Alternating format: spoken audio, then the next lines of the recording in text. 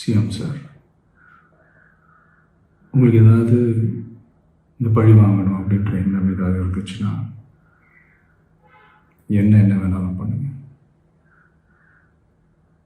அவங்க மேலே கை வைக்காதீங்க. நான் ஒன்று வீட்டில் இருப்பேன், இல்லை நான் ஆஃபீஸில் இருப்பேன். என்ன வேணாலும் செய்யுங்க. நண்பர்களே, தோழர்களே,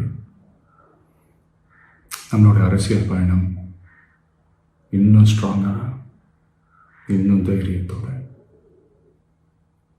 கண்டினியூ ஆகும். என் லைஃப்பில் இந்த மாதிரி ஒரு பெயின்ஃபுல்லான ஒரு சுச்சுவேஷனை நான் ஃபேஸ் பண்ணதே கிடையாது. மனசு முழுக்க வலி மட்டும்தான். இந்த சுற்றுப்பயணத்தில் என்னென்ன மக்கள் பார்க்க வராங்க, அதுக்கு ஒரே ஒரு காரணம் தான், அவங்க என் மேலே வச்சிருக்கிற அன்பும் பாசம். அந்த அன்புக்கும் பாசத்துக்கும் நான் எப்பவும் கடமைப்பட்டிருக்கிறேன்.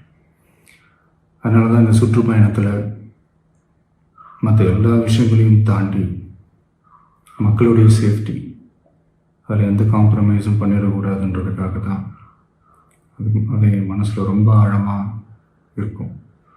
நடக்கக்கூடாதது நடந்துருச்சு.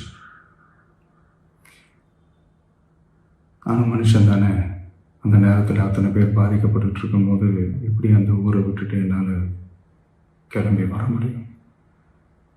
நான் திரும்ப அங்கே போகணும்னு இருந்துச்சுன்னா அதை ஒரு காரணம் காட்டி அங்கே வேறு சில பதட்டமான சுச்சுவேஷன்ஸ், வேறு சில அசம்பாவிதங்கள், அந்த மாதிரி எதுவும் நடந்துடக்கூடாதுன்றதுக்காக தான் நான் அவாய்ட் பண்ணேன்.